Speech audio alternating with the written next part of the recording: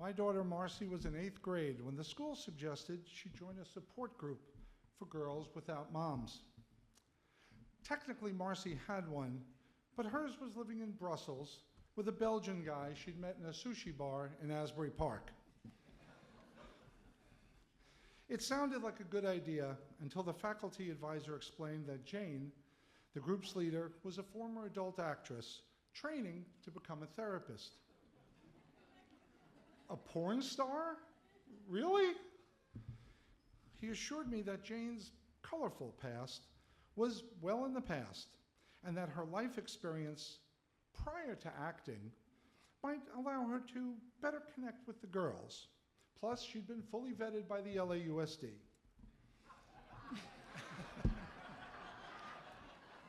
Now, I was skeptical, but I recalled the Godfather, Don Corleone, saying, "It doesn't make any difference to me what a man does for a living."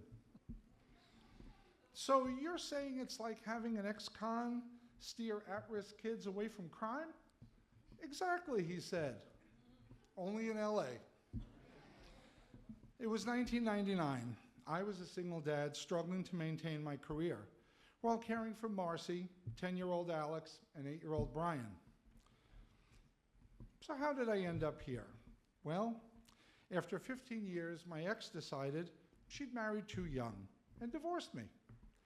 8 months later, feeling our kids were cramping her social life, she brought them to LA, signed over custody, flew back to Europe. It was okay though, because I believed the Godfather when he said, "A man who doesn't spend time with his family can never be a real man." Initially, the support group was going well.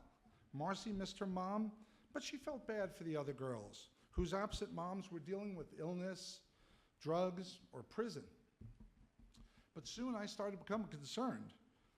Marcy went from sharing coping strategies to gushing over Jane's keys to success as an adult actress. Directors loved her. She was open-minded and adventurous and incredibly flexible. While my boys were confused, I was not. In a few weeks, it seemed that Jane had gone from serving as a cautionary tale to teaching how to succeed in porn. But before I could intervene, the kid's mom returned to America and suggested we should remarry. Now, my therapist didn't need to tell me that this was perhaps the worst idea in the history of bad ideas. Instead, I suggested that she work on her relationship with our kids. Well, hell hath no fury, right? So she decided to call Children and Family Services. Repeatedly. "There's no food in the house." Really? Look at me. Hit my kids? Never. Except that one time when I knocked the fork out of Alex's hand when he tried to stick it in the wall socket. I was living in a state of hypervigilance. And then, oh my God, what happens when Marcy tells her mom about Jane? All I could see was me back in family court, the judge scolding me as some horrible, unfit dad, and losing custody for unintentionally directing my daughter towards a life in porn. I had to act. But first, I had to know, was there really an issue? Was Jane at fault? Was Marcy misrepresenting Jane's comments? Was I? And I guess it all came down to, was Jane still performing? So I put the kids to bed, fired up the laptop, dialed up AOL, ignored the cheery, "You've got mail."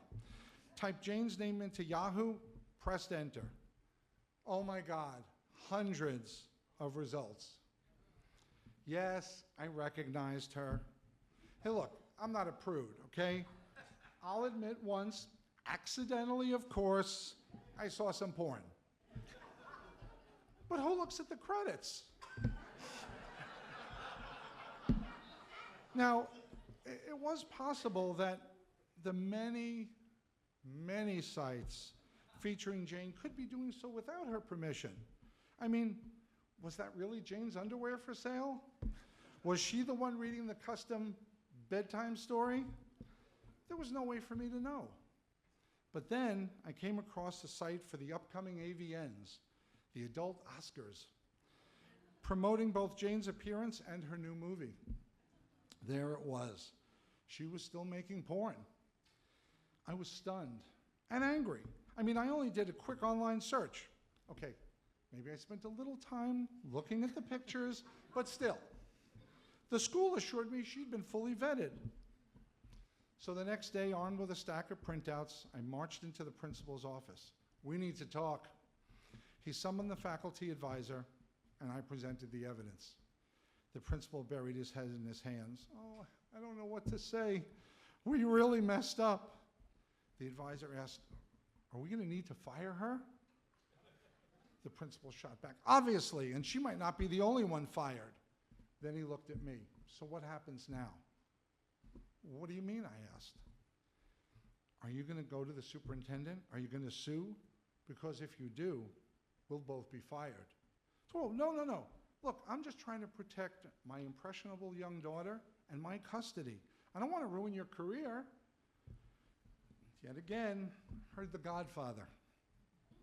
Someday, and that day may never come, I'll call upon you to do a service for me.